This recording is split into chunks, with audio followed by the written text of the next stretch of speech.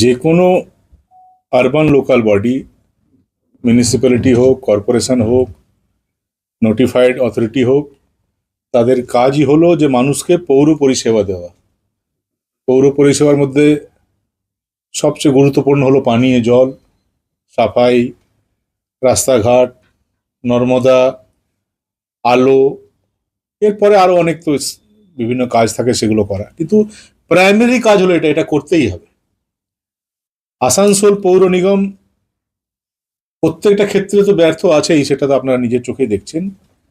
মূলত যেটা নিয়ে আজকে আমরা আসানসোল পৌর নিগমের যে কর্মকাণ্ড নিয়ে আপনাদের সামনে আমরা উপস্থিত হয়েছি, সেটা হলো পানীয় জলের সমস্যা আসানসোল। আমিও 5 বছর মেয়র ছিলাম, 5 বছর চেয়ারম্যান ছিলাম। 5 বছরে পুরো আসানসোল, কুলটি, জামুরিয়া, রানীগঞ্জ, বারাবণী বাদ দিয়ে যে কোনো পৌর এলাকায় 5 বছরে একদিন দেখাতে পারবেন না যে পানীয় জলের জন্য কোথাও রোড ব্লক হয়েছে, কোথাও অবস্থান হয়েছে, কোথাও বিক্ষোভ হয়েছে, বা আসানসোল পৌর নিগমে মানুষ এসে ডেপুটেশন দিচ্ছে যে আমার এলাকায় জল কেন পাচ্ছি না। কিন্তু এই নতুন বোর্ড গঠন হওয়ার পর প্রত্যেক দিনই দেখবেন, যে কোনো অঞ্চলে আপনি যান, 10টা মানুষের সঙ্গে কথা বলবেন, দেখবেন 6 জন বলছে পানীয় জল ঠিকভাবে পাচ্ছি না। অথচ পানীয় জলের যে সিস্টেম আগে ছিল সেটাও আছে, সে আধিকারিকরাও আছে, সে স্টাফরাও আছে। আমার সময় আমরুট 1 এর অর্থ আমরা পেয়েছিলাম, আমরুট 2 এর অর্থ চলে এসছে অলরেডি, আমরা ডিপিআর রেডি করে দিয়ে চলে গেছিলাম। আসানসোল আসানসোল মিউনিসিপাল কর্পোরেশন, মানে 1 থেকে 50টা ওয়ার্ড যেটা ছিল, সেখানে যেন 24 ঘন্টা মানুষ পানীয় জল পায়, তারও একটা স্কিম নেওয়া হয়েছিল, সেটাও 90% কমপ্লিট হয়ে গেছিল। আরটিআই তে 2 বছর আগে কর্পোরেশন জানিয়েছিল যে আর সামান্য কাজ বাকি আছে, সেটা হলেই বাস হয়ে যাবে, 24 ঘন্টা মানুষ জল পাবে।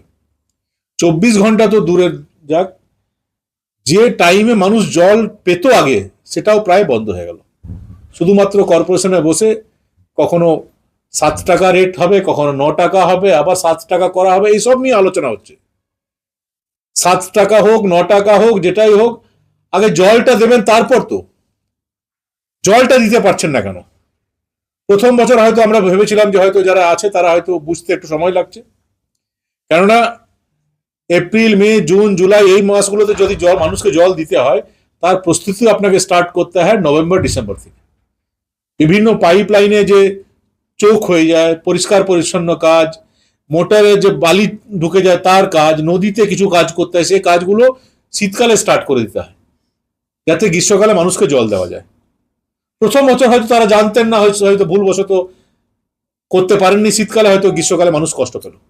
কিন্তু তারপরে 3য় বছর একবার মানুষ হয়তো ভুল করলো, জানতো না, ভুল হয়ে গেছে, কিন্তু প্রত্যেক বছর এটা কেন হবে? তার মানে জানার পরেও করার সদিচ্ছা নেই বা করার যোগ্যতা নেই। এখন যখন পানীয় জলের অভাব বিভিন্ন অঞ্চলে, তখন এই মোটর চেঞ্জ হবে, ওই মোটর চেঞ্জ হবে, এখানে এই হবে, ওইখানে।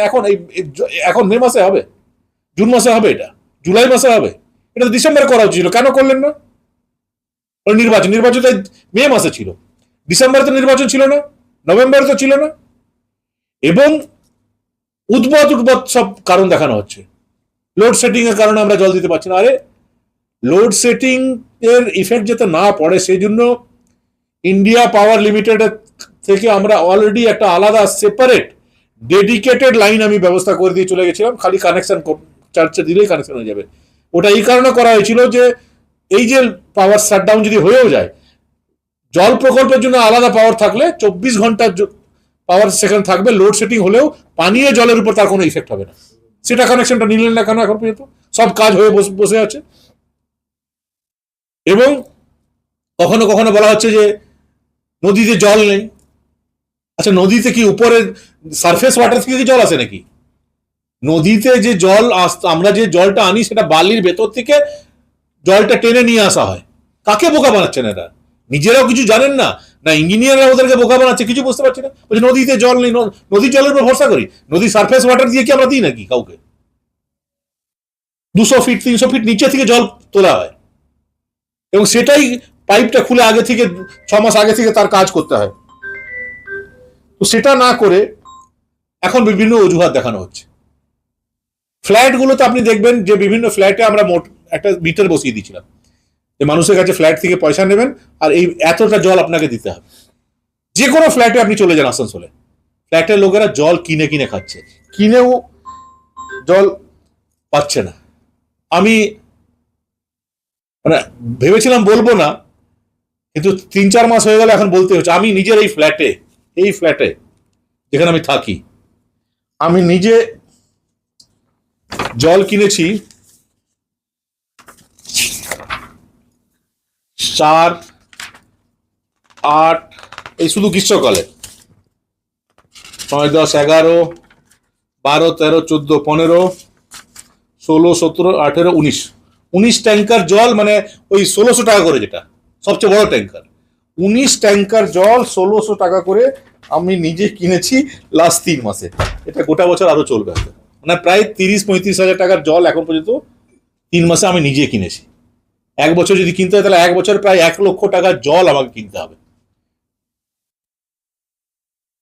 এটা তো তাহলে কেন জল প্রকল্প কিসের জন্য? তাহলে এই ট্যাক্স আমরা দিচ্ছি, প্রপার্টি ট্যাক্স দিচ্ছি কিসের জন্য?